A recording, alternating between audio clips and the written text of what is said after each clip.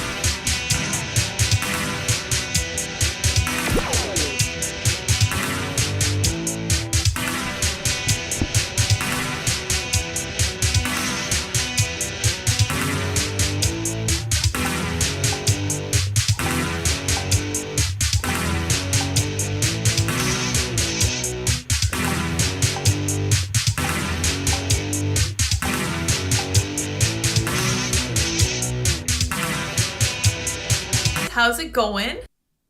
Good evening, everyone. I'm very excited to be joining you. I have some really fun stories to talk about tonight. Before we get started, I have to show you guys this story because I thought it was so inspiring. North Carolina man, once obese, inspired by Navy SEAL to quit drinking and get fit and radically alter his life. Taylor Robertson, 27, hopes to inspire others and eventually complete the Ironman. Good for him. So this was him before. Holy cow. And this is him after. Holy cow. Also great. And he is super inspired by David Goggins.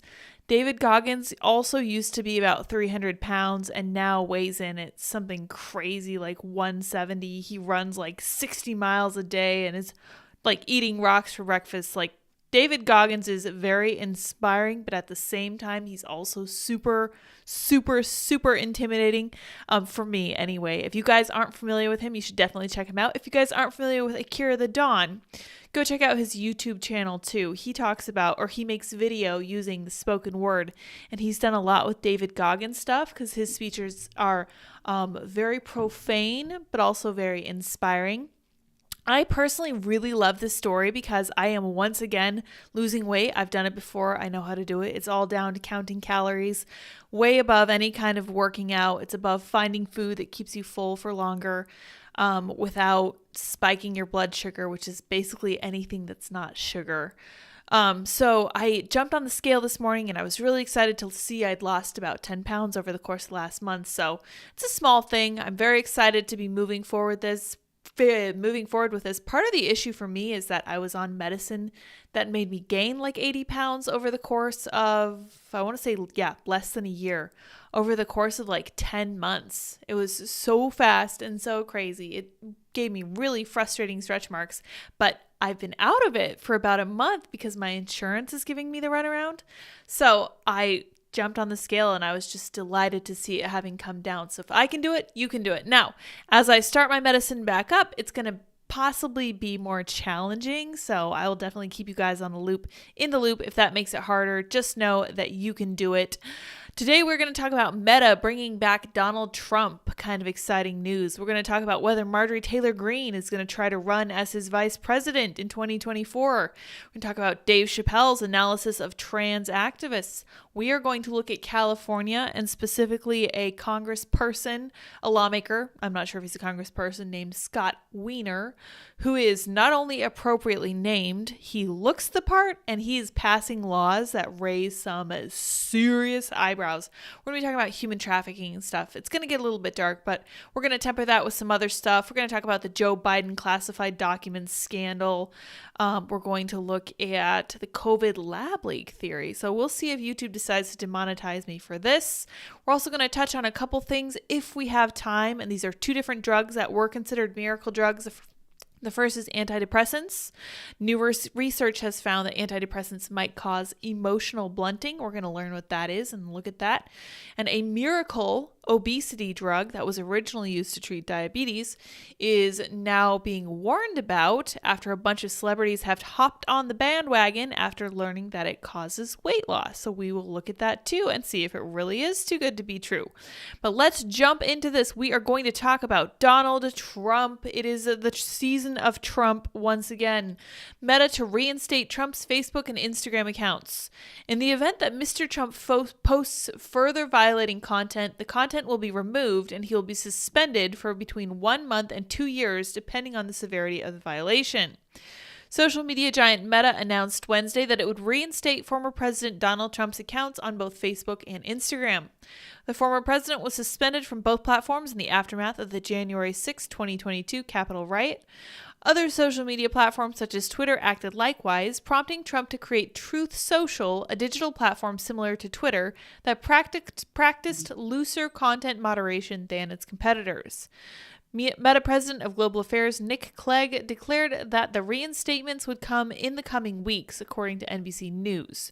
He also stated that the company would impose more stringent moderation guidelines on repeat offenders, such as heightened penalties for repeat offenders, penalties which will apply to other public figures whose accounts are reinstated from suspensions related to civil unrest under our updated protocol. So I'm assuming they're going to be including people like Kamala Harris and Patrice Cullors and other people who have promoted this kind of BLM violence. Doubtful. I'm just joking. We know that's not going to happen. They don't mean a word of this. In the event that Mr. Trump posts further violating content, the content will be removed and he'll be suspended for between 1 month and 2 years, depending on the severity. Twitter CEO Elon Musk restored Trump's Twitter account in November of 2022. We knew that already. So it looks like Trump is getting ready to really ramp up his 2024 election run. Kind of exciting news. It's interesting to see how everything's been playing out over there. Do you guys think this is a good thing, or is this just giving Trump the opportunity to shoot himself in the foot more? Because one of the things I noticed with the Biden campaign was that they made a point of keeping him out of sight and out of mind and having other people speak on his behalf. Now, I really find that Trump's absence has probably been good for his image. It's really starved the media of what they want. They really want to write this crazy stuff about him. They want to point out how wild and damaging he is.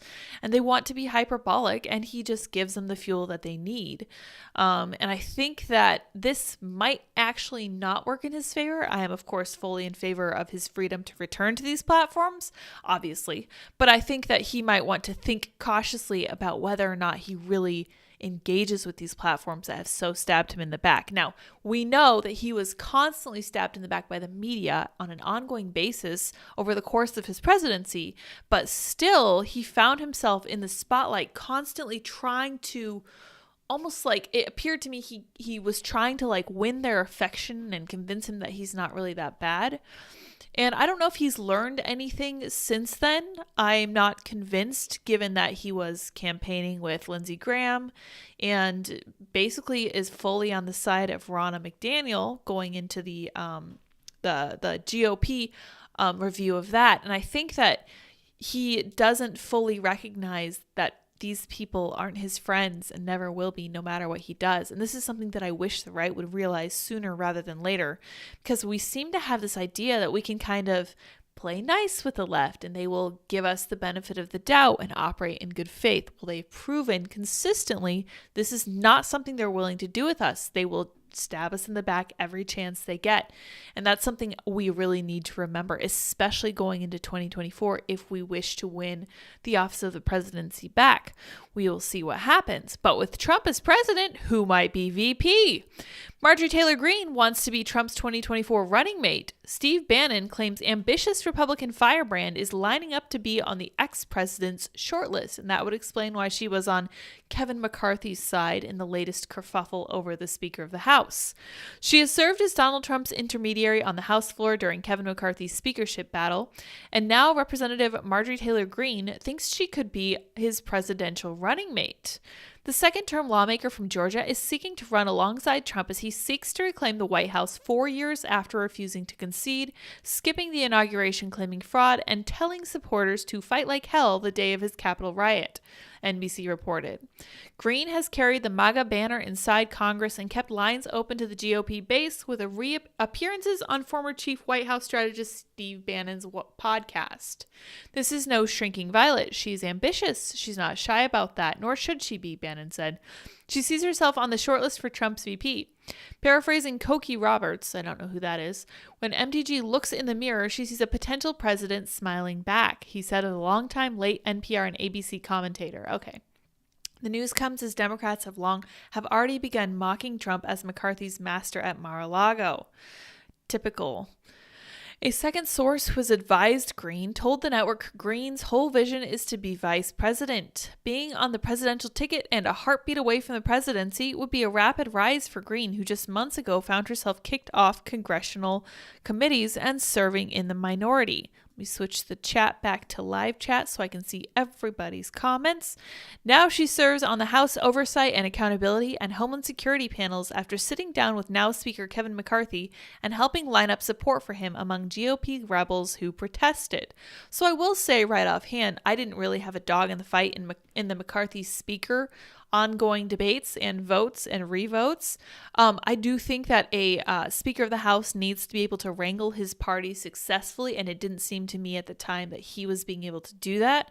Now, if Marjorie Taylor Greene was able to do that, that's actually a really strong point in her favor. So I personally think she would be a great running mate for Trump. If Trump is going to run, he should do it right. People know and respect Marjorie Taylor Greene already. I have met her in person. She strikes me as a very good faith actor. She strikes me as a mother above all else, which is very important to me. That's really what I look for in my role models and in the people that I associate with. It's very important to me that they have kind of the same priorities in life that I do. And I think that she would be a wonderful spokesperson for parents as the vice president. So definitely something that we might consider. I think that's great. She's been a lightning rod for her entire tenure in Congress. Greene said last month that if she had organized January 6th, we would have won, and it would have been armed. Oh my goodness, spicy. Then, following complaints, she said the White House needs to learn how sarcasm works. My comments were making fun of Joe Biden and the Democrats, as she should, because Joe Biden, I think on 3 separate occasions now, has talked about actually nuking gun owners, saying that you can't fight the U.S. government with just guns. You need an F-15, you need tanks, whatever else. This is something that Eric Swalwell tried to push a long time ago, I think probably in 2018, 2017, where he was arguing about gun control, and he's like, well, you'll never beat the U.S. government. We have tanks, we have nukes, and everyone's like, excuse me, did you just start to nuke law-abiding gun owners for the crime of owning guns? Yes, apparently he was, and that's something that Biden has echoed about 3 times since then. So I think that Marjorie Taylor Greene I think she has the right ideas, but I think sometimes she doesn't word them right. So she definitely needs to sharpen that up if she were to get into the office of vice president. Very interesting development. I would say I definitely wish her the best. I think she's a good, strong spokesperson for actual conservative values, and I think she is disagreeable enough to push back on the deep state people who are going to be in the White House no matter what, which was a big problem that Trump ran into in 2020, and I do not think that Mike Pence was disagreeable enough to take any of those people to task. I think that was probably a big issue.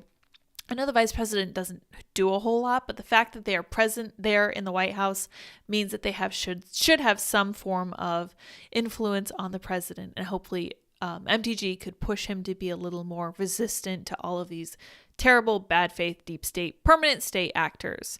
An image of her working the House floor was one of the most memorable of McCarthy's epic 15-vote battle to become Speaker.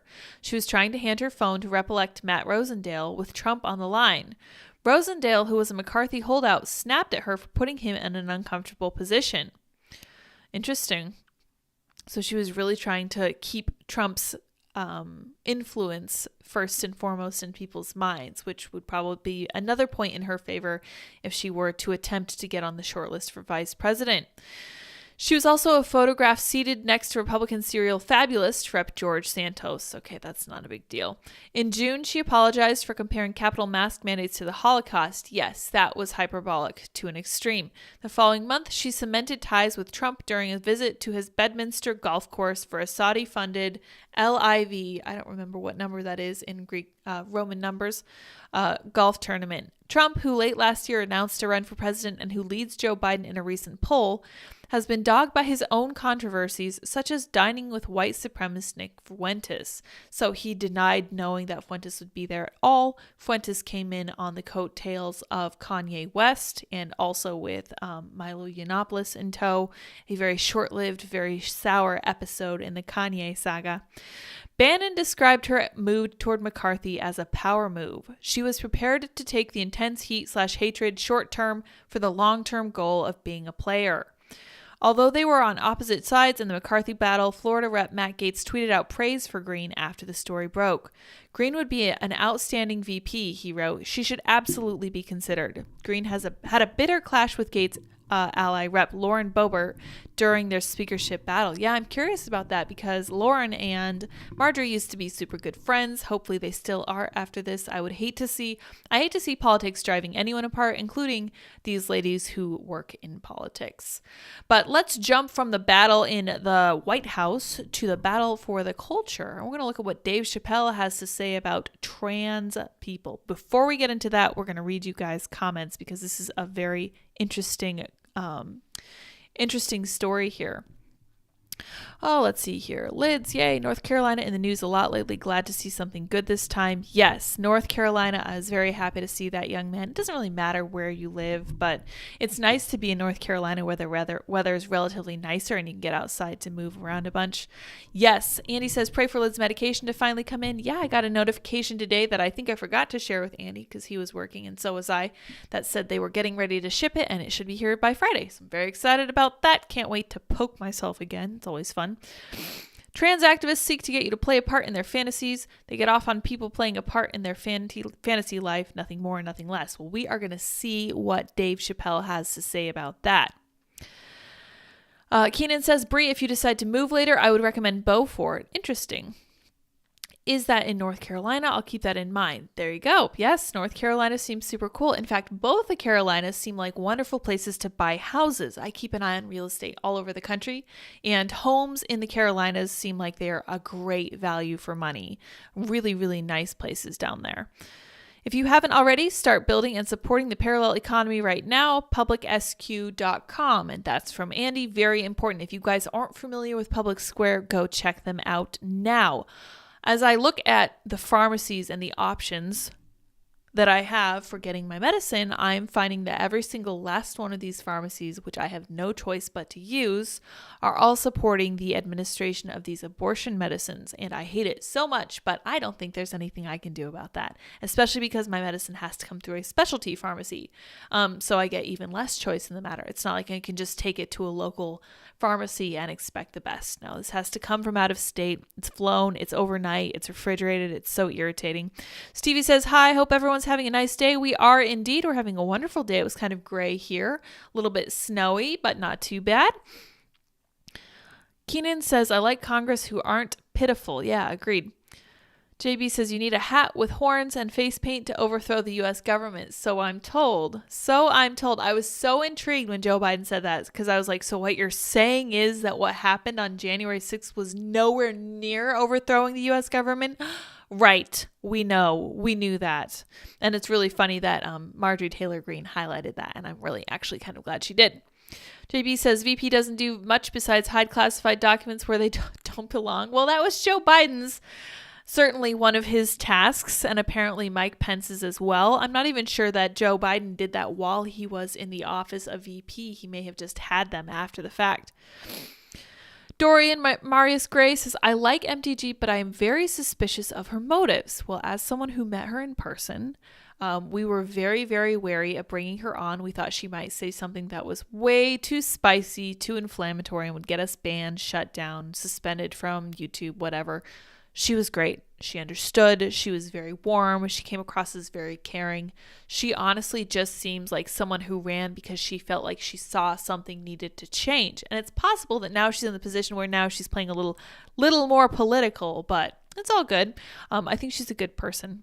Sour Patch, I just found you. Why or when? It says white, which could be either when or why. So we're going to split the difference. Why did you leave Timcast? We left Timcast to move closer to family. Very excited to start our own family up here where Andy grew up.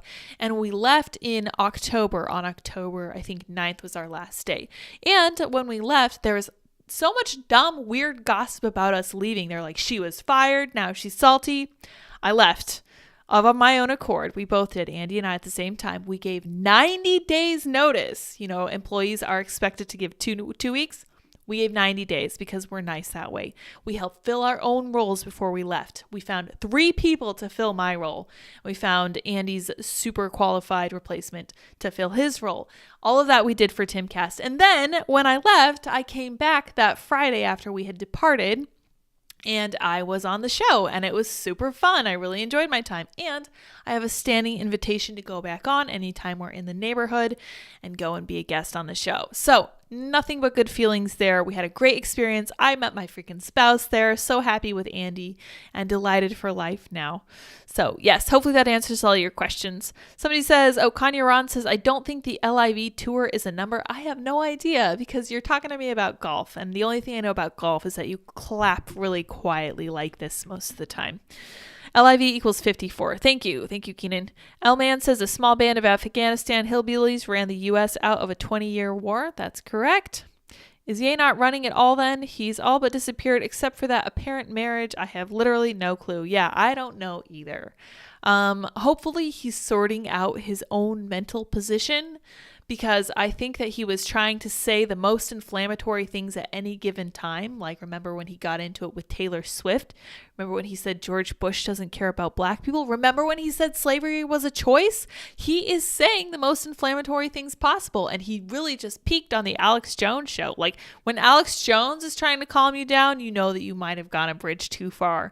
And Alex was really trying to give him an out, but Kanye was like, no, this is exactly where I want to be. Everybody's correct about this. And Alex was like, oh my gosh, seriously, what is happening?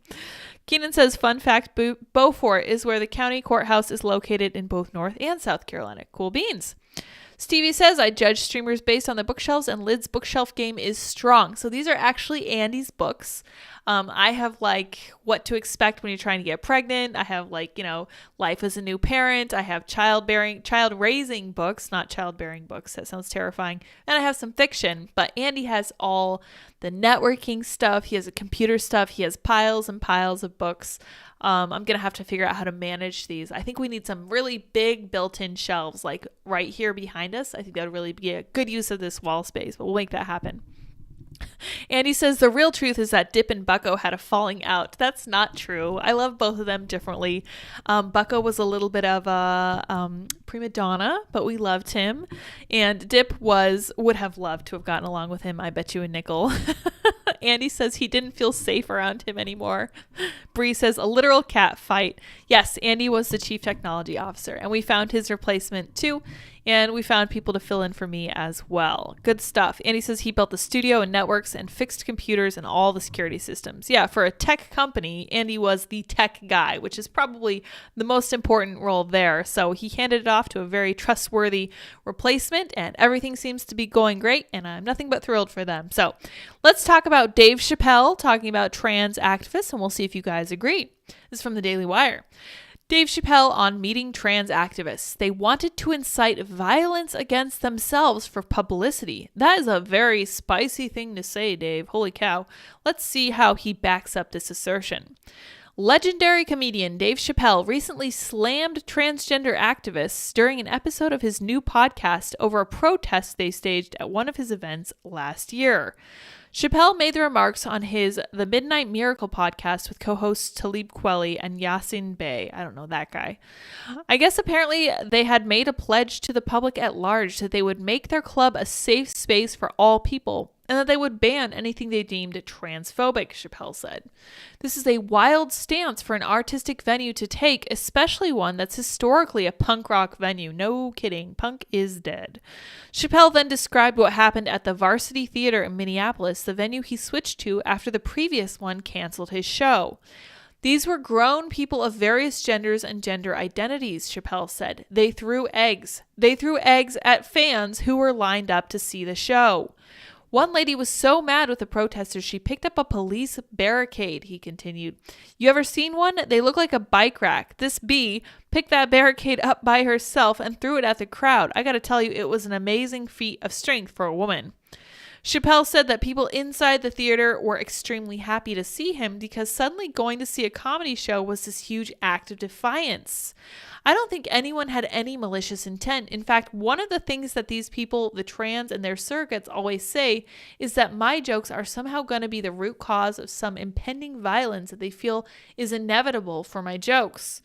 But I gotta tell you, as abrasive as they were, the way they were protesting, throwing eggs at people, throwing barricades, cussing and screaming, none of my fans beat them up. In fact, the people in the crowd would just say, "We love you," like, what are you talking about? Chappelle said that when he did talk to some of the transgender protesters, he felt like the majority were just sticking to the playbook. We're here to stir stuff up. I feel like they wanted me to say something inflammatory. In a weird way, I think some of them had the intention of inciting violence against themselves for publicity, Chappelle said. Like they were doing things that a regular person would knock one of these people out. Yes, so that is entirely consistent with my understanding of the mindset of the people who are activists in the name of ideologies like this. When you come up with the left-wing ideology that says that the power dynamic is all that matters, and you'll hear it when you listen to them, because they'll talk about how power is all the right cares about, and they just want to be in positions of power, and racism is privilege plus power or whatever. And it's all about power. And anytime somebody harps on something like this, you really have to question whether they're just telling you what they actually think.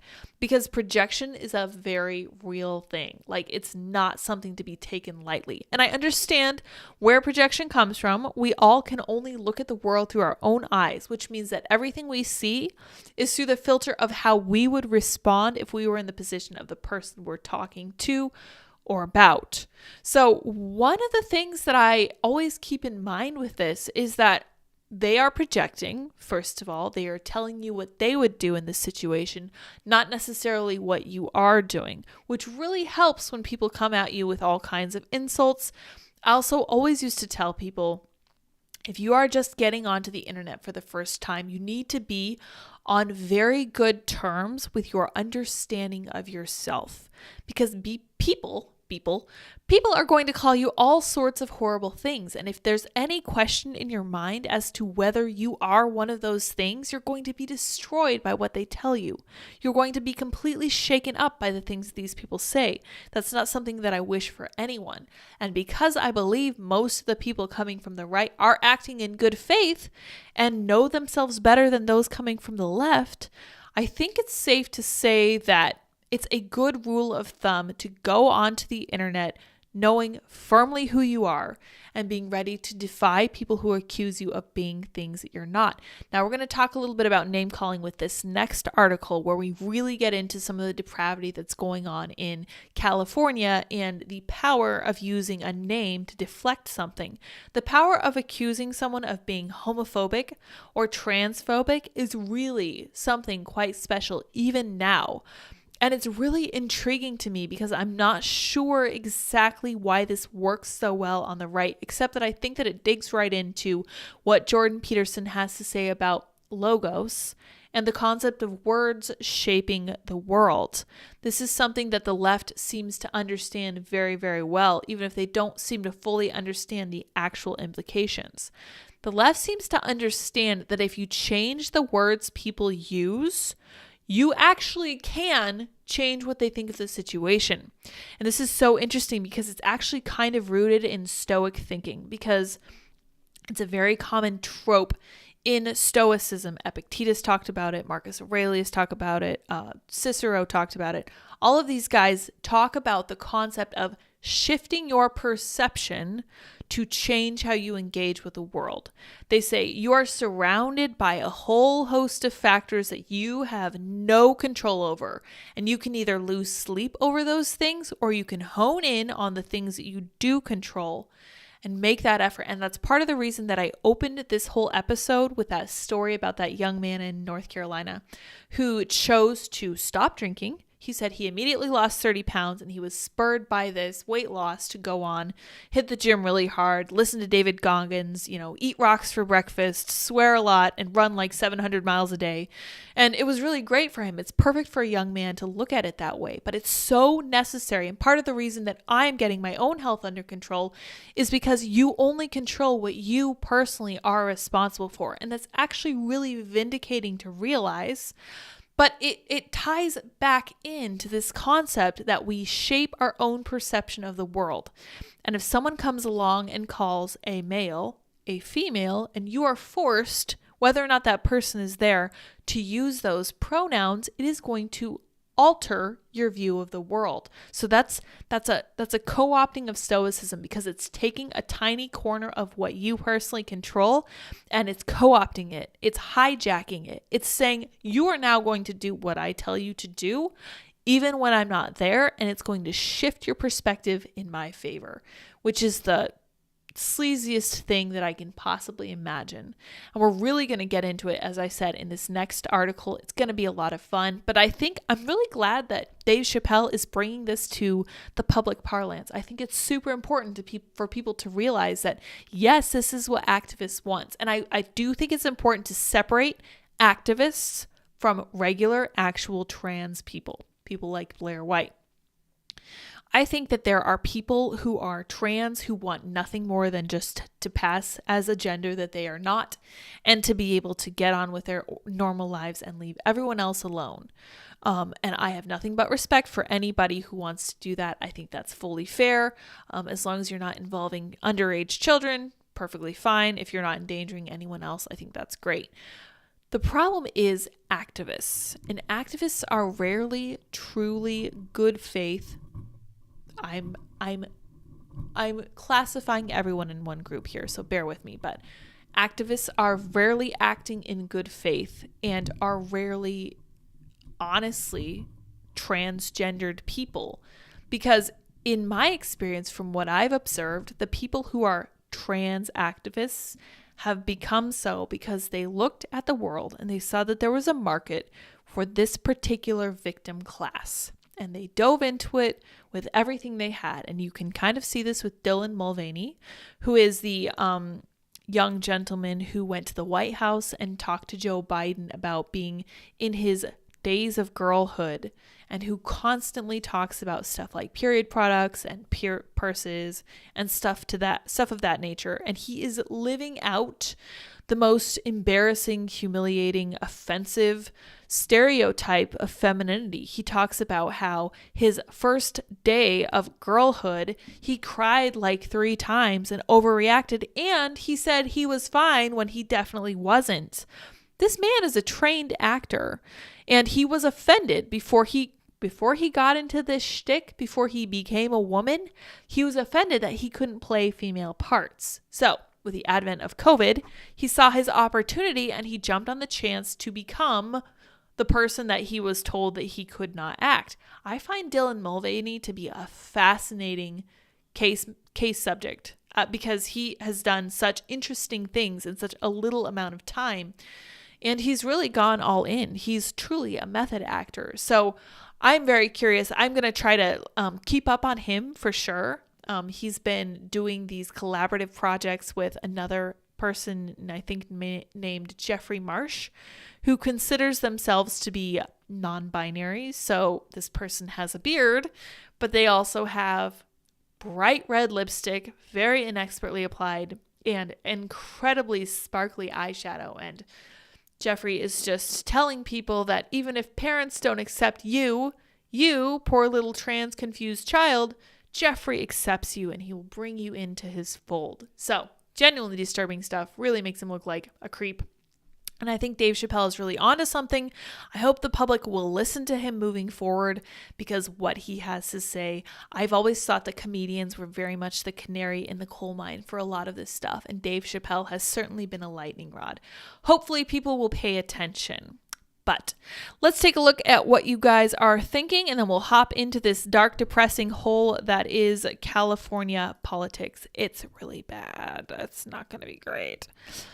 Let's see here. Yes, Dip and Bucko did have a falling out. Anyone see the new abortion statue in New York City? I did see the statue. Here, let's pull that up. It's Ruth Bader Ginsburg statue.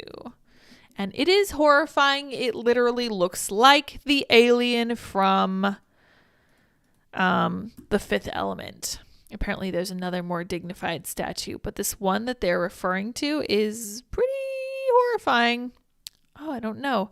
I can't see it now. They were looking at one earlier. See, these are the only ones I can see right now, and they all look fine, whatever. But the one they were showing, yes, this one on Twitter, this one. Manhattan has a new female ... and we won't know because it's New York Times. This is gross. This is really gross. Of course you can't see the headline. Oh, so irritating. There we go. A new New York City art installation places a female sculpture atop this Manhattan courthouse. And yes, I believe it is in honor of Ruth Bader Ginsburg. I think that's how her name's pronounced. Look, it's by an actual, like, more classical looking statue. Doesn't it look like the alien from The Fifth Element? I'm not crazy. Look at this. She doesn't even have arms. Look at her feet. Oh my gosh, ridiculous. Let's see here. Anyway, thanks for reminding me of that for sure. Somebody says best stream ever. Thank you so much, Ben, for joining us. Andy, I also remember you were the one that went out to meet the cops at the first swatting. That's correct. Andy was one of the first people to meet the Popo when they came for the first time. He was out on the driveway with Brett. They were going out to skate. And thankfully, Andy's such a calming presence that he was able to diffuse things really well. Wonderful, wonderful job there. Stuff of legend. Stevie says, I agree with Dave. They aren't victims. They are instigating and trying to create martyrs. I think you're right. And Kames said, anybody see the new abortion statue in New York City? Yep, that's what that was. And he says, the cops that pulled up were expecting to see a crazy man with a gun who just killed his wife and was about to kill more people. And I happened to walk outside to go skate when he was pulling in. He was very much in danger when that happened. Thank God I was there, because if I hadn't been able to defuse the situation outside, they would have busted the door down and probably shot one of the dogs inside. Yep. Andy says Brett was coming in from skating right after 2. He was the first person to realize it was actually a swatting. Stevie says Brett seems like a really sharp guy. I like his streams. Yeah, we love Brett. Brett's still a good friend. We talk to him all the time. Glad everyone kept their wits about them, or it could have been very bad. Agreed. I love when YouTubers are friends. It's so awesome. Yes. If you guys don't watch Pop Culture Crisis over on that channel from 3 to about 6-ish p.m. Every weekday, you sure should. That is Brett's baby, and he works very, very hard on it. Definitely deserves more attention than he gets for sure. They've been pulling in the numbers on that one and putting in the time. So good stuff. Truly creepy. A sign of the times / the left. Ben Shapiro tweeted about it. That statue. Yeah. Somebody says, it is Diva. I'm not familiar with that. Nathan says, hi, guys. Hello, Nathan. Hello. Daily Wire getting roasted. Not sure where. Brett and I bonded over our shared love of skating alone in the middle of the night, every night, our shared history of substance abuse recovery, and our shared dislike for the government. I need to start super chatting on Pop Culture Crisis. Yes, you do. I keep forgetting. Tony says, I missed the Pop Culture Crisis show today. Had a nap. Good for you. You deserve a nap. You're allowed to take a nap every now and then. All right, let's get into it. This is a nitty gritty. So this is an article by Abigail Shrier. And she's a lady who wrote Irreversible Harm. I believe this is the name of the book. You know what? Once for all, I'm going to figure it out. Abigail Shrier. Irreversible Damage. Irreversible Damage is the name of her book. She wrote this book. It gets 4.7 out of 7,500 reviews. I really need to read that book. It sounds wonderful. Anyway, she wrote another uplifting article. None of this is uplifting. It's all very depressing. It's called Predator's Paradise. On the grounds creating a more welcoming environment for LGBTQ youth, State Senator Scott Wiener is making California a haven for human trafficking. Good. I'm so glad she wrote this, because Scott Wiener has had my hackles up for quite some time now, and we're going to learn why in this article. It's very human interest driven, so it's very story bound. On a Saturday night in South Los Angeles, cars pull up and idle along the side streets of Figueroa, high beams ablaze, so that the drivers can get a good look at the girls. The women stand 3 astride in the middle of the street in pasties and G-string bikinis under fishnet dresses. Draped over their shoulders are unzipped coats. Even in temperate LA, the night's January chill is biting. In 7-inch lucite heels, they teeter toward the drivers of each car in the way you might walk barefoot across gravel. Less than a block away, their pimps keep company on a sidewalk corner in hoodies and loose jeans, watching their quarry awaiting the payout. Absent is the one thing that might typically break up the party, a police car. In early January, I joined Aaron Wilson and Stephanie Powell on a tour of The Track in Figueroa, one of California's busiest prostitution areas. For decades, Wilson, who volunteers for the anti-trafficking organization Journey Out, and her mother, Powell, have worked to combat human trafficking in Los Angeles and to help women and child victims escape this brutal world. Okay, so first of all, I don't have a lot of female role models. Abigail Shrier is certainly one of them. These ladies are too. Aaron Wilson and her mom. Where's her mom's name? Yeah, Stephanie Powell. So these ladies are all wonderful. We're going to meet another strong female role model too over the course of this article.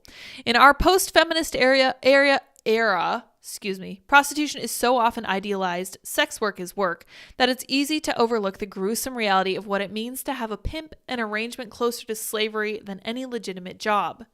The horror stories I could tell you about prostitutes being beaten and being choked, being burned and gang raped, said Vanessa Russell of Love Never Fails, an anti-trafficking nonprofit based near Oakland. And the PTSD and all the mental health, trauma bonding, the psychotic breaks. Maybe you're somebody who likes to have sex more than once a day, but 9 to 21 times with different guys, some that are like 90 years old. Oh, goodness. 9 to 21 times over what period? I asked. 1 day, she said. That's healthy living? I don't think so. The body is not even made for that, like the pelvic inflammatory disease that you should see. She takes off the ways a woman's body is subjected to microbial assault. STDs, yeast infections, UTIs that are frequent among the women she sees. This is gritty. I'm sorry, guys. We're going to go through it because it's very important. Their hospital records prove, she says, that the human body is not meant to have that much activity going on. And then the girls that are out there where they're being sold, they don't even get to take showers in between. Oh my gosh, this is making my skin crawl. While the last few decades have seen an increase in human trafficking, women at all 3 of the anti-trafficking groups I spoke with across California agreed. Nothing compares with the stunning rise in trafficking they've witnessed in recent months.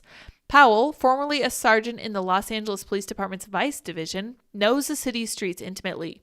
Over the last 6 months, the number of prostitutes has doubled, she says. On Figueroa, between 68th and 75th, in an hour, you might see about 30 girls out there. Now you'll see 60 to 65 girls in an hour. That's 1 a minute or more. What shifted? The answer, the anti-trafficking advocates told me, is Senate Bill 357. Signed by Governor Gavin Newsom in July, the measure decriminalized loitering with the intent to engage in prostitution. The bill did not officially take effect until January 1st of this year, but from the moment it became law back in July, these women say the on-the-ground reality changed. The minute the governor signed it, you started seeing an uptick on the streets, Powell said. And on social media, the pimps were saying, you better get out of there and work. You better get out there and work because the streets are ours. The pimps were right. Police stopped making arrests for crimes that would no longer be charged. Oh, great. The anti-loitering statute had provided the grounds for officers to question women and children whom they suspected might be trapped in a prostitution ring. As a police officer, you need probable cause to stop and investigate, Powell explained. So if I have a law that says you can't loiter in the area with pasties and a G-string, flagging down cars, I can stop you for that because you're loitering. But if I just say I'm stopping you because you look kind of young, that's a little weak. So it takes away a tool. Without the statute, police hands were suddenly tied. Henceforth, questioning the girls and potentially provoking a violent confrontation with pimps came to seem a Pyrrhic gamble, one that California's police officers would now avoid. Prostitution remains illegal in California, but police have lost significant ground in the effort to contain it. Women at anti-trafficking nonprofits in the Bay Area, San Diego, and Los Angeles all emphasize. The only time they have the right to engage and investigate is if they hear the transaction going on between the buyer and the exploited person, said Russell, who works closely with the Oakland Police Department. Which means it would have to be a sting operation where there's an undercover officer posing as an exploitive person who can actually hear the transaction. Any other scenarios would not be grounds for the police to get involved. Sergeant Marcos Campos of the Oakland Police Department told me that his force rescued 24 underage girls from the streets in 2021. But in 2022, that number dropped to 14, most from before the law was signed. Since, I believe, July, when we were officially told it passed, we've been directed by the District Attorney's Office to not arrest for Statute 653.22, which is loitering, he said. You might wonder at this point who actually benefits from Senate Bill 357. Sergeant Campos wonders too. Not the communities, he said, for whom the rise in trafficking brings more gun violence, which often attends prostitution. Not the sex workers, many of whom rely on police officers for help in escaping their pimps. I think if anything, it probably helped the sex trafficking the most, Campos said. Why would anyone propose such a law? Here we go. Why would the California state legislature pass it? I asked the bill's author, San Francisco-based state senator Scott Wiener. The answer he gave is one that he supplies for so many of the bill's authors. It was necessary to advance the rights of LGBTQ people. What? If you are standing on the sidewalk with high heels and you wear your hair a certain way and you wear tight clothing, an officer can say, "I think you're loitering with the intention to commit prostitution," and arrest you, Wiener said. That is not how we should be doing things in the United States of America, arresting people for how they look, he continued. And when you do that, not surprisingly, it's only certain kinds of people who actually get arrested. It's trans women. It's black women. It's an inherent profiling law, he said. Randomly arresting a bunch of black trans women for how they look is not protecting potential victims of human trafficking. Are you sure about that, Scott? Are you sure that in the entire history of prostitution in the entire state of California, there's never been a single black transgendered prostitute who was greatly helped out by the presence of California police officers? Because that is a very bold statement to make that I don't think you can back up. But let's continue. But were the police indeed randomly arresting a bunch of black trans women? The anti-trafficking advocates I spoke with dispute this. For starters, Wilson, Powell, and Russell, all of whom are African American, say that biological women and girls, not transgender individuals, constitute the vast majority of those trafficked. Of course, transgender people comprise a tiny fraction of the population. And even though they do live higher risk lifestyles than some, they still are probably not likely to be the majority of the people who are involved in human trafficking. Thank goodness for them. That's not a good thing. Nearly every report on human trafficking by global human rights organizations confirms this observation. And if the women I saw in Figueroa are any indication, discerning which are involved in prostitution does not require sophisticated sartorial judgments, but 2 eyes and a brain only. If a woman is wearing a G-string bikini in the middle of the street, and if she's flagging down cars while men in dark clothes stand watching as if holding an invisible leash, she is very likely to be a modern-day sex slave. Russell, who's worked in tech for 20 years, became interested in combating human trafficking while teaching inner-city kids to dance. 12 years ago, one of her students, age 15, was raped in Hayward and then trafficked throughout California for about a year. The girl had no mother or father in her life. She was being raised by family members, and someone did a strategy that's called Romeo pimping to get her to believe that they were her boyfriend. And then they introduced violence into the relationship, Russell said, and she ended up being sold by multiple exploiters throughout the Bay Area and Vallejo, Southern California, and Oakland, and so on. That's heartbreaking. Russell started Love Never Fails as part of the rescue mission for girls with like her former student. 12 years ago, people didn't even know what human trafficking was. There were all these myths about it being something that's only happening to people from other countries. There were myths about slavery has ended here. And so I think we did a good job of demonstrating that no, it's alive and well and it's happening here in the U.S. 83% of all cases within the U.S. are of U.S.-born people. On my ride along with Powell and Wilson in Los Angeles just after 10 p.m., before the track really gets going, I saw several lines of vehicles stretching around the block, each manned by a prospective client, waiting for his chance with one of the girls. At least 35 females worked the lines, most of them white or Latina. Many looked very young, under 18. I identified only one prostitute as transgender, though Powell noted that there were likely others at a second location on Western Avenue. Powell and Wilson told me that the traffic starts to pick up at 11 and peaks at midnight. As the hour neared 11, more and more women indeed appeared along Figueroa, but Powell and Wilson made certain that we left before midnight. After 11:30, the chance of gun violence erupting around the pimps escalates. We would not be safe. In Oakland and in the San Diego area, Russell and Marissa Ugarte, a woman who runs an anti-trafficking group out of San Diego County, reiterated that the vast majority of the trafficked are female African-American women and girls in Oakland. Russell was careful to specify, but there's another population Russell had seen rise in the last years in the ranks of victims, those that identify as LGBTQIA+. Good job, Scott Wiener. Scott Wiener's social media antics might invite comparisons with those of Alexandria Ocasio-Cortez or Ilhan Omar. On Twitter, he's posted pictures of himself posing bare-chested at San Francisco's Folsom Street Fair, arms slung around men in bondage gear. During the monkeypox outbreak last summer, he approvingly tweeted an article encouraging gay men to cover up their bumps with Band-Aids and party on. And he threatened to make Drag Queen 101 a mandatory part of K-12 education. He later said the threat was tongue-in-cheek. Like other media-adroit, attention-seeking politicians, Wiener seems to delight in trolling his detractors. Sure, fine, plenty of room for trolling. Yet in a political era defined by legislative gridlock in Washington, Wiener stands out as one of the nation's most effective lawmakers.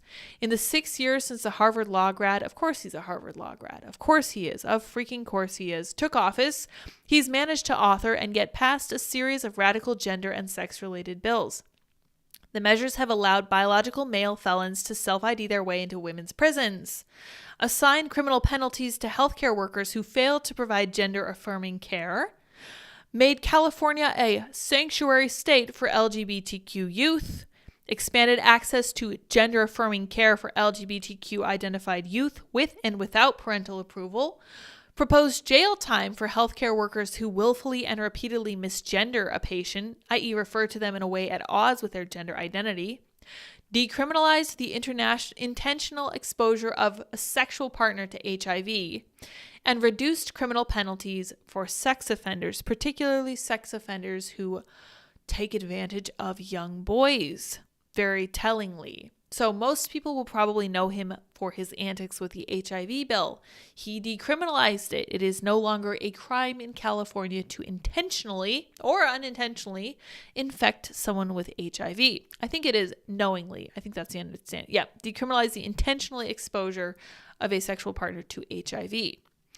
Another Wiener bill, introduced in 2021, sought to decriminalize psilocybin and ketamine, but it failed to pass, partly because of the vocal opposition of former state Senate Republican Melissa Melendez. And before you tell me that the war on drugs is bad, listen to why she opposed it and listen to why it's likely that Scott Wiener wanted it. Melissa Melendez, who railed against easing restrictions on ketamine, a drug notorious for facilitating date rape. I'm like, do you guys not see the agenda here? I mean, honestly, in the legislature, I think people came to just sort of accept those types of bills from him because he's from San Francisco, she told me in a telephone conversation. Undeterred, Wiener in December reintroduced a modified version of the bill. Very nice of him to want to decriminalize the drug that makes date rape more possible after he decriminalized intentionally infecting with people with HIV and also decriminalized disgusting sexual acts between men and underage boys. As both a former Senate aide and a California Republican Party strategist told me, Wiener, one of the country's most prominent and outspoken defenders of LGBTQ rights, is uniquely difficult to oppose, and I bet you guys all know why. The moment you speak out against one of his bills, just like he does with me, he turns around and says, "You're homophobic or transphobic. You're this or you're that," Melendez says. "I don't care. You can call me whatever name you want. That doesn't change the fact what your bill does." This is why I think that she's actually pretty heroic, especially for somebody from California. Wiener indeed typically argues that his politically charged gender and sex-related bills are needed to fight individual discrimination against LGBTQ people.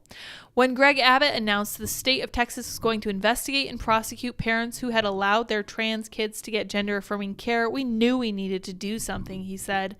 And when we saw it started to spread to other states and we sprang into action and put it together, the Sanctuary State Bill, to make clear that if kids did not feel safe in Texas or other states, they could come to California and we would do our best to protect them. This has the vibes of Dylan Mulvaney's friend, Jeffrey Marsh, talking about how if your family doesn't accept you, I will. I'll be your friend. It doesn't matter if you're underage. If you're confused and you need help, if you're questioning your gender or sexuality, you can come to me. You can come to us. You don't need those slimy parents. They don't understand you. And does that not sound exactly like a predator? To me, what Scott Wiener is trying to do is to turn California into literally a sanctuary for predators, which is basically the title of this article. So, holy cow, yeah, it's really hard to deny. But if some of Wiener's bills seek to protect LGBTQ youth, it also represents a golden opportunity for a different group, adults who would take advantage of them. Wiener is, quote, an extremely dangerous person, so extremely dangerous that I cannot believe that people cannot read between the lines, said Marisa Ugarte, who runs an anti-trafficking nonprofit Bilateral Safety Corridor Coalition based in National City just south of San Diego. Wiener is turning California, she warned, into a sex trafficking paradise. Yeah, and I don't think it's an accident. I don't think that this man is operating in good faith. And I think that everybody needs to know about this because this is absolutely incredible. I'm so glad Abigail Shrier decided to write about it. Whatever the intent behind many of his bills, this does seem to be their effect, to make life better for sexual predators, which tells me that it's possible Scott Wiener has a few skeletons in his own closet, which is no doubt full of disgusting bondage gear. Consider the Wiener-authored Senate Bill 145, a 2020 measure that amended the sex offender registration laws in California so that an adult having anal or oral sex with a minor could avoid getting placed on the sex offender registry, as long as the child was at least 14 and the adult was no more than a decade older. This is what I'm talking about. This is not in good faith. Not only is it disgusting, it's so clearly bad faith and so clearly rooted in actual evil as to be distinctly unsettling. Everyone should be paying attention to this because Andrew Klavan always used to say, and I'm sure other people have said it before, California is just the rest of the U.S. in 5 years. So I wouldn't be surprised if Scott Wiener wins the presidency in the next few rounds. Defenders of the law have noted that there has long been judicial latitude in California in whether to place perpetrators of statutory rape on the sex offender registry if the crime involved was vaginal or intercourse with the minor was at least 14, and the offender was within 10 years of her age. So this is similar to Romeo and Juliet laws, although this is certainly the loosest that I've ever seen. Wiener's bill extends such potential leniency in sentencing to statutory rape involving anal or oral sex. He has many times defended the bill as required to end, quote, blatant discrimination against LGBT young people regarding California's sex offender registry, as his website declares. Sneaky, sneaky, slimy snake. The only thing Senate Bill 145 did was treat LGBTQ young people exactly the same way that straight young people have always been treated on the sex offender registry, which is if you're within a certain age range, there's a statutory rape that happened, then judges have always had the discretion to decide whether someone should go on the sex offender registry, he told me. Wiener is correct on the history. California law did treat 25-year-old statutory rapists differently depending on the manner of intercourse that they had with their victims. That discrepancy called out for remediation. The same treatment should apply to anal sex with a minor. Sorry guys, this is super gritty. You know what? It's pretty long too, so I'm actually going to scroll down a little bit to see what Abigail's conclusion is. If you guys haven't read this article, I firmly recommend it. She is a great author and she is displaying some really disgusting stuff. Wiener's detractors often assign him malign intentions, but guessing at intent is unproductive. The truth is, his intent doesn't really matter. The effects of naivety, ambition, or wrong-headed zeal for social transformation can be just as devastating as anything proceeding from darker motives. I think that's fair. I mean, he's a smart guy, a Republican former Senate staffer said. On other issues, those that aren't hot-buttonish social issues, he likes to hear opposing opinions and likes to try and address concerns that people have. He's even earned the reputation in San Francisco of being a moderate, supportive of real estate developers who have donated handsomely to his campaigns, for instance, and opposing far leftists on the environment. Wiener is often statesmanlike and easy to get along with, the GOP staffer told me, and he would present a formidable campaign to replace Nancy Pelosi in the 11th district as her congressional career draws to a close. That's great. That's really exciting. But in terms of legislative influence, that would almost certainly be a step down. From his perch in America's most left-leaning district, Wiener is already legislating for the country, establishing a model for ambitious, progressive office holders to follow, and inviting America's misunderstood children to flock to the Golden State. The sex industry has historically capitalized on people who feel lost, people who feel unloved, people who feel unseen, Russell observed. And, they do a great job, especially when they're in the throes of it, of making that person believe that they're having a good time. And later, when they're more stabilized, they'll come back and go, oh my gosh, that was so horrible. It was one of the worst times of my life. Abigail Shrier is a writer living in Los Angeles and author of Irreversible Damage, The Transgender Craze Seducing Our Daughters. She's an excellent author, and certainly a role model. It is a longer article than I realized, so my apologies on that front. And it certainly is gritty, but these are the realities that we have in our world right now. It's something that conservatives desperately need to come to grips with, because it's not always nice. It's certainly not always pretty, and it's very, very hard to have these real conversations without a firm grasp of what's really going on. So let's read one or two more articles, one more story. Republicans demand information on Hunter Biden's paintings and ask his art dealer to testify as investigations into the first family intensify. Only one of those needs to be plural. Investigations intensify, or investigation intensifies. Yeah. House Oversight Chair James Comer wants art dealer Georges Bergès to turn over a list of who purchased Hunter's artwork. Also requested details about how the White House worked out the agreement to keep buyers anonymous. That is such a great question. Really very curious there. The Kentucky congressman said Bergès hadn't responded to previous requests for information on the sales. Oversight Chair James Comer of Kentucky says Bergès hadn't responded. We just read that, but with Republicans in the majority and the threat of subpoena, he expected a response this time around.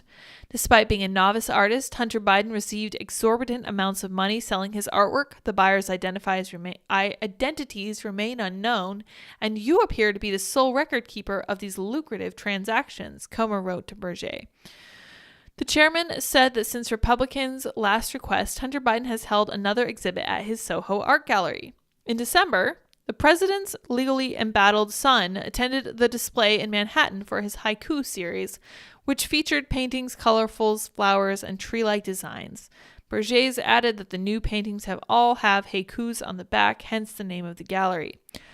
I don't want to read these haikus. They're horrible. They're really bad. So here's Hunter Biden. Here is the French man in question. I assume he's French. His name sounds very French. He looks like Austin Powers. And here, I believe, is Hunter Biden's son. Isn't that nice? What a lovely family portrait. Hunter's latest artwork advertised prices between $55,000 and $225,000, according to the Daily Beast. Amid criticism of the art sales, the White House counsel's office reportedly came up with a plan to prevent Hunter or anyone in the Biden administration from knowing the identity of those who purchased the work. Isn't that convenient that they had to hide the identity of the purchasers even from Hunter himself? Well, they couldn't possibly disclose who's buying this artwork then, because then Hunter would find out. That'd be terrible. Bergès was told that to keep buyers' identities to himself and reject any authors that seemed suspiciously high. Comer highlighted the potentiality that foreign buyers who were making purchases requested all communications and documents related to the matter, and for Bergès to appear for a transcribed interview by February 15th. Very curious if he actually does that. Bergès said the paintings were a form of self-reflection for the president's son as he's marred by controversy over his laptop and finances. Poor Hunter. I think the series is meditative and contemplative, and I think it's reflective of how he is at the moment. Nothing but compassion. During his previous gallery last year, Biden told ArtNet, "I don't paint from emotion or feeling," which I think are both very ephemeral. He is correct about that. For me, painting is much more about kind of trying to bring forth what is, I think, the universal truth. The universal truth is that everything is connected. Oh my gosh. And that there's something that goes far beyond what is our five senses and that connects us all. It comes amid an ongoing investigation into Hunter's finances and allegations of illegal business dealings in China and Ukraine that remain in the public eye. Fascinating. Oh, speaking of Hunter Biden, there's more in the news regarding him and his dad's classified documents. Detailed Hunter Biden email raises questions amid classified documents scandal. A lengthy email found in Hunter Biden's abandoned laptop is raising questions about whether the first son had improper access to classified information. The new line of inquiry comes as President Joe Biden faces special counsel investigation into his handling of documents after classified material were found at a former office of his in Washington, D.C. and his home in Wilmington, Delaware. And as noted in an analysis by the Washington Examiner, Hunter likely had access to the garage in which records with classified contents have been discovered. That's right, we saw a picture of him driving his dad's Corvette with a very young underage girl in it. Stoking concerns about the potential misuse of classified information, the New York Post's Miranda Devine wrote a column this week about an email dated April 12, 2014, sent to Hunter Biden's then business partner with 22 detailed points with research about the situation in Ukraine. The business partner, Devin Archer, was sentenced in 2022 to more than a year in prison after being convicted in a fraud scheme in which Hunter Biden was not implicated. There are a number of reasons why this particular email drew attention. One is how it is written and the attention to detail. The email discusses such matters as Russia's destabilization campaign, United States sanctions, and the UK energy policy. A source told CNN the classified documents found at Biden's private academic office, among other unclassified papers, contained U.S. intelligence memos and briefing materials on Iran, Ukraine, and the United Kingdom. Another factor is the timing. 1 week after the email was sent, Joe Biden, who was the vice president at the time, met with Ukrainian Prime Minister Arseniy Yatsenyuk. Also around that time, Hunter Biden and Archer were hired to sit on the board of Ukrainian energy company Burisma Holdings, which is repeatedly named in the email. This is the shadiest thing I've seen in a long time. The email reads like a classified document, Devine told Fox News host Tucker Carlson on Tuesday. She noted there is information in it that is not readily available. You have to remember that this is at a time, a month before he joined the Burisma board, he needed money desperately to feed his drug habit, and they were going to pay him $83,000 a month to do not very much, Devine added. She also said if Hunter Biden had access to classified information, that would drive his price even higher. Senator Ron Johnson, leading congressional investigator into allegations of the Biden family corruption, said the email looks like a scene setter from the State Department for overseas travel as it contained highly detailed information about Ukraine. It's obvious Hunter Biden is selling access to information, Johnson added in an interview with Fox Business anchor Maria Bartiromo. Does that have anything to do with some of the classified documents that Vice President Biden was squirreling away in his residence? I don't know, but it looks incredibly suspicious. That is 100% correct. Let's go down to the bottom to see their conclusion. The Daily Wire sent an email to Abby Lowell, an attorney retained by Hunter Biden in December, seeking comment on the email and suggesting that it may contain classified information. It sounds like they never heard back from this person. That is not at all surprising. Anyway, I wanted to update you guys on what's going up with our favorite first son, Hunter Biden. He is such a delight to read about. So wholesome. Libre saying it. Wow, all caps. Oops, I'm not that passionate about movie quotes. Haha. Okay, thanks, Brie. Tony says, is it legal? Cops would trap them and then charge them. No, I don't know if this was happening at all. You guys need to read the article. Bree says, wow, that's so sad. I can't even imagine. The police corral them to Figueroa. Interesting. I don't know if that's the case. That's certainly not what Abigail Shrier saw when she was there. There were no cops. There were a lot of prostitutes, a lot of pimps, and a lot of gunfire. So draw your own conclusions. Make sure you watch Project Veritas in 90 minutes. Hashtag expose Pfizer. I did hear they have something coming out at 9 p.m. Very curious about that for sure. Stevie J says, I live in SoCal. It has been sad to see the decay. He said they'd ask right in front of her. Unbelievable what they are doing, SMH. Oof. My friend was in Vegas a way back, and he said walking down the street, he had so many women stop him and his friends and try to get them to hire them. He was with his fiance too. Oh, wow, that's hard. I remember the one time we went to Vegas when I was younger. There were a lot of cards stuck in the top of a fence, like a chain link fence. And I went over and I looked at one of them and I was like, oh my gosh, this is for a prostitute. And I, quickly put it back, and I was totally uninterested in that. But I was like, wow, yeah, this really is legal here. At least it's legal in Vegas, right? That's my understanding, at least still. LAPD has many female officers that do outreach, yet the politicians frame it like the male officers are abusing the working women. Oof. Lydia, my 10-month-old, is sitting with me and she thinks this is a FaceTime. She's trying to say hi to you and is wicked excited. Oh, hello, little 10-month-old. I don't know your name, but I would otherwise say hi. Sounds adorable. That's one of my favorite ages. Fear Bree at Spree says, I still can't get over that his name is literally Wiener. That's right. And let me show you guys a picture of this man, because I don't know what you guys think about the way someone's head shape is. There's a name for that, and it's really fallen out of fashion because it's kind of dumb. But I'm just going to show you a picture of this guy without comment, and we're really not going to poke too much fun at him because no one gets to choose how they look. But this is the man in question. Yeah.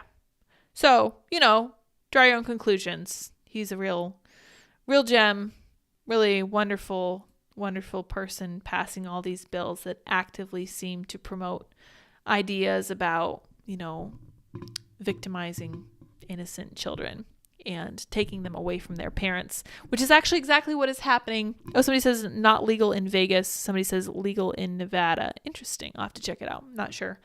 So what's happening with the James Younger case that was in Texas is that the mother, who's a pediatrician, wonderful, highly educated lady, took her son and fled the state of Texas to where other than California. And now a judge in Texas has ruled against James' father, saying that his mother may continue to gender transition her young son in the state of California. So that's really great. That's really nice. Texas has really come a long way from where they originally were, and not in the right direction either.